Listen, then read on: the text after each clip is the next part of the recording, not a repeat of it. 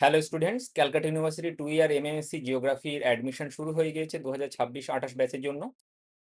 আগামী 20 তারিখ পর্যন্ত, মে মাসের 20 তারিখ পর্যন্ত অ্যাডমিশন প্রক্রিয়া চলবে। তো যারা অ্যাডমিশন ফর্ম ফিল আপ করতে চাও, তারা দ্রুত অফিসিয়াল ওয়েবসাইটে ভিজিট করে ফর্মটা ফিল আপ করে নাও এবং অ্যাডমিশন রিলেটেড যাবতীয় ইনফরমেশন অফিসিয়াল ওয়েবসাইটে দেওয়া রয়েছে। বিস্তারিত জানতে তোমরা অফিসিয়াল ওয়েবসাইটে ভিজিট করতে পারো অথবা নিচে দেওয়া হোয়াটসঅ্যাপ গ্রুপের লিঙ্কে তোমরা জয়েন করতে পারো। এবার কতগুলো কমন প্রশ্নের উত্তর দিই। ডেট কি এক্সটেন্ড হবে? এখনো পর্যন্ত কোনো অফিসিয়াল নোটিফিকেশন নেই ডেট এক্সটেন্ড হওয়ার। তবে গতবার কিছুদিনের জন্য ডেট এক্সটেন্ড হয়েছিল। এবারে হবে সে কথা বলা যাবে না। দেখা যাক কি হয়। এন্ট্রান্স এক্সাম কি হবে? হ্যাঁ, ইউনিভার্সিটি ঘোষণা করেছে এন্ট্রান্স এক্সাম হবে।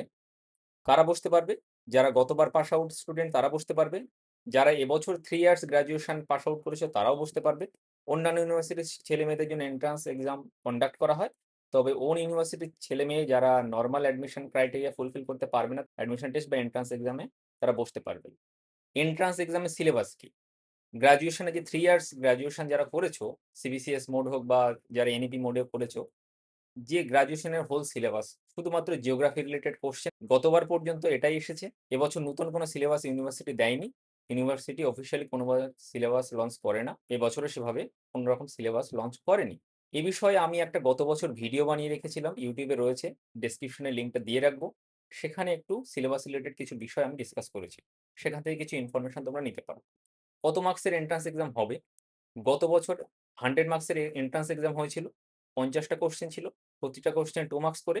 নেগেটিভ মার্কিং ছিল। বিস্তারিত জানতে নিচে দেওয়া হোয়াটসঅ্যাপ গ্রুপে জয়েন করো। সেখানে আমি নিয়মিত আপডেট দেওয়ার চেষ্টা করি। তোমরা ওখানে জয়েন হয়ে থাকতে পারো। আর অবশ্যই আমার ইউটিউব চ্যানেলটা সাবস্ক্রাইব করে রাখো। আর যারা ফেসবুক থেকে দেখছো, আমার ফেসবুক পেজটাও ফলো করে রাখতে পারো।